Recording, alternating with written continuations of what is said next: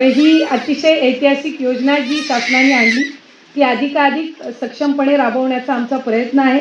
उलट आम्ही सगळ्या लाभार्थी महिलांना सांगतोय की तुमचे महिन्याचे जे 1500 आहेत ते 1500च्या 1500 शॉपिंगमध्ये खर्च नका करू। उलट त्याच्यातले 100-500 हे तुम्ही बचत गटामध्ये किंवा कुठले तुमच्या इथं आता कृषी उत्पन्न बाजार समिती असेल किंवा सहकारी क्षेत्र त्या ठिकाणी असेल किंवा असं जिल्हाधिकारी आपण ह्या काही बँका असतील त्याच्यामध्ये सोसायटी फॉर्म करून जर एकत्रितपणाने तुम्ही त्याचं चांगल्या पद्धतीनं त्याचा आपण ते जर आपण जमा करत राहिला दर महिन्याला जे काही लाभ येतो त्याचं 100-500 तर तुम्हाला पुढच्या कालावधीमध्ये कधीही एका विशिष्ट रकमेची गरज लागली तर तुम्हाला त्याच्यातून लोन असेल किंवा ती रक्कम असेल ती प्राप्त होऊ शकेल।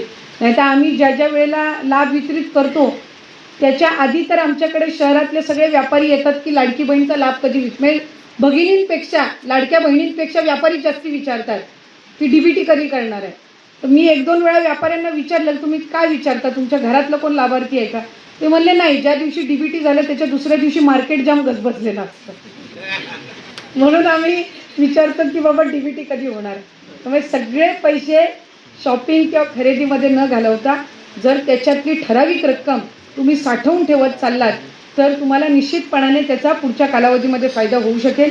मी आज पुन्हा एकदा या आपल्या अहिल्या भवनचं लोकार्पण होत असताना विभागाच्या सगळ्यांचेच मनापासून अभिनंदन करते।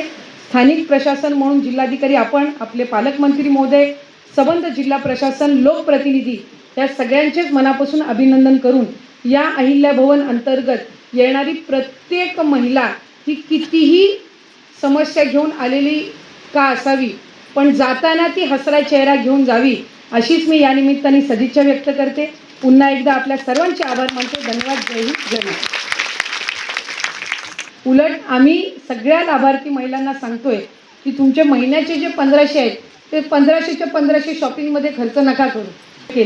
नाहीतर आम्ही ज्या ज्या वेळेला लाभ वितरित करतो त्याच्या आधी तर आमच्याकडे शहरातले सगळे व्यापारी येतात की लाडकी बहीणचा लाभ कधी म्हणजे भगिनींपेक्षा लाडक्या बहिणींपेक्षा व्यापारी जास्ती विचारतात की डीबीटी कधी करणार आहे।